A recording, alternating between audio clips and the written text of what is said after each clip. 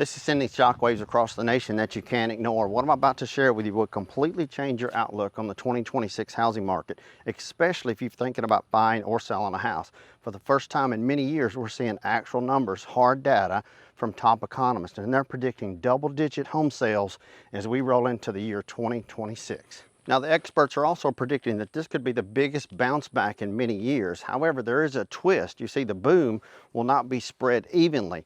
For example, Jessica Lutz of the National Association of Realtors, she's a chief economist, she said there is a spread, there is a difference between the have and the have-nots, and we're already entering that into our housing market right now. And at the end of the day, it boils down to you'll either have or have not. You'll either win big or you'll be left out in the dark. Now, she's not the only one. The number one dude, Lawrence Young at the National Association of Realtors, the top economist, his job is only to look at numbers every single day and predict the housing market and what it's going to do. He's forecast a 14% increase for 2026 in home sales.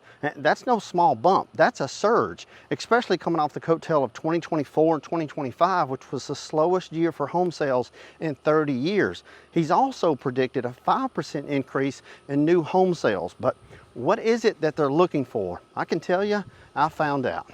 You see, the early signs of a housing rebound begins with mortgage applications, and mortgage applications are up 31% from last year. That's huge. A third, 31%. These are people that actually want to buy a house. Now, you have to couple that with the job market is stable, home builders are building, they're pushing through, they're not stopping, and the government shutdown that we had for 43 days is over. Everything is up and running. Now, when people apply for a mortgage at a higher rate, that tells us one thing: their intent is strong. We see it every day in my office. We have 300 to 400 people that contact us on a monthly basis, and they're willing to do whatever it takes to purchase a house. However, they've been waiting on one thing, and it's a big one. Now, if you guess mortgage rates to go lower, you're exactly right. That's what most people have been waiting on, mortgage rates to go lower. But here's what the experts are predicting. They're saying that the rates will be a little lower, but they're going to hover around 6%, maybe even a hair lower. But they don't predict them to go any much lower than about 5.85% for the whole year of 2026. Now, this is something that you also have to understand. We're not going to see 3% interest rates. I don't know if we will ever see 3% interest rates again. And most importantly, you have to hang on to is we're not going to have a housing crash. What we will likely have is a small dip in interest rates as maybe we go into the second or third quarter into the year. It may be sooner than that, and that's going to put the rates likely below 6%. And when we do that, we're going to see even a more surge than what we've seen in the 31% increase in mortgage applications. That's still going to keep it around 5.85% or so. But listen, none of this is set in stone. These are just top economists that are predicting all this information. But remember when I told you the have and have-nots? That's where it gets real interesting. You see, we're officially in the market of the have and have-nots, and it's not just a little gap, it's a big divide. Houses that are 750, a million plus, they're rolling pretty fast. The inventory's pretty steady, and those homes are selling. But you have to understand this: most people that are buying those homes, they're rolling equity from their current home, like their first home, their second home, their third home, and they're rolling into a more expensive home. And when you have a lot of equity that you put down on a home, regardless of the rate, it tends to not matter near as much. But what does that mean for the lower end? What does that mean for the small priced homes? So are you liking this information, this video? So give me a thumbs up. If you haven't already subscribed to the channel, my goal is to help millions of people know and understand and put real estate in its simplest form so it's easy to be able to buy and sell real estate. I'm Wayne Turner. I've been in the real estate business for 30 years. I've bought, flipped, built, sold. I've helped thousands of people buy and sell their houses. And I only share that with you so you can have the comfort and the confidence knowing that what you learn from me is from actual real life, hands-on experience. You see, for the small priced homes, there's very little inventory. I mean, ask yourself how many homes in your area, in your market where you are, that you can ride around or look on Zillow or Realtor.com and see houses under 200,000. There's not a whole lot of those homes. And first-time home buyers make up traditionally the largest number of home buyers per year to year. So as of right now, they're struggling. Some numbers that you want to hang on to is 21%. First-time home buyers last year in 2024 only made up 24%. Now, they normally make up literally 35 to 40% of all the homes sold in a given year. Normally, we're seeing around 6 to 6.5 million homes sold in a given year. But it's more than that, which is kind of crazy. Get this: the median age of a first-time home buyer is 40 years old. But why is that? And you can't help but go, is it credit card? Is it automobile loans? Is it child care?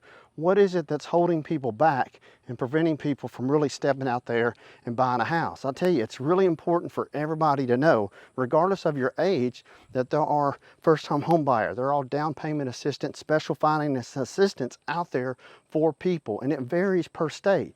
One, for example, is USDA, United States Department of Agriculture. You can purchase homes like the one I'm walking around for $275,000. This home's over 2,000 square feet. It's a foreclosure, all brick, in Slidell, Louisiana. This is just an example of a house that you can purchase. Now, for some of you watching, maybe think, Wayne, that's not affordable. Hell, I can't afford $2,400 a month. But there's homes out there just like this.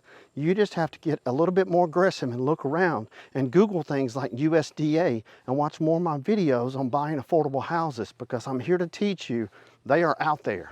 Now, here's something really important, whether you're a buyer or the seller. As the market has slowed, and we've seen that in 2024 and 2025, home sellers put their homes on the market and they have to listen to the market. If you put a house on the market, for example, and you're not getting any showings within the first week or two, more than likely you need to reposition it at a new price of a home. So here's some numbers that you need to think about when you're going to make an offer on a house. Most homes that are on the market between 61 and 90 days, they're seeing a 9% adjustment in price. Homes that are on the market for 120 days or more are seeing right at a 14% discount on their price. But listen, you have to understand, this is just localized housing for homeowners that are having to make adjustments for their home prices, because you really don't know what your home is worth. You can't go off Zillow or Realtor.com or any of that. You can only pull comparables within the market, but even then, a home's only worth what a buyer's willing to pay for it. Are you with me? But this doesn't mean it's a nationwide crash. It just means local housing adjusted in price to the local market. Now, for national prices, I want to share with you what the economists are predicting. They're saying that home prices are not dropping. As a matter of fact, in 2023, 2024, we've seen an average increase in home values of 3%. They're predicting 2026 to see an average increase of 4%. Now, that's nationwide, but I always tell people real estate is hyper-local. You have to understand the job market is pretty stable. People have massive equity in their home. They haven't been moving, they've been staying put. The average person stays in their home now 12 years, and there's still a low percentage and a number, if you will, of inventory of homes on the market for people to even purchase. So here's something that you have to do and have to know. 2025, the housing market was flat. 2024, housing market was flat. 2026 is shaping up at the end of this last quarter to be pretty strong and to be a good rebound.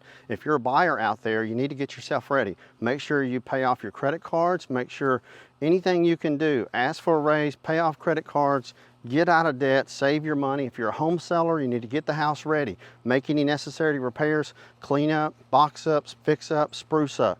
Because listen, you don't want to be on the outside when the market really starts to surge. We're going to see that come February of 2026, and it's going to roll pretty strong all the way into at least August, if not October of 2026. So listen, I'm Wayne Turner. Thank you for watching. Give me a thumbs up, subscribe to the channel, always ask questions, leave comments. I'm more than thankful to help you folks in any way I can. Until next time, God bless.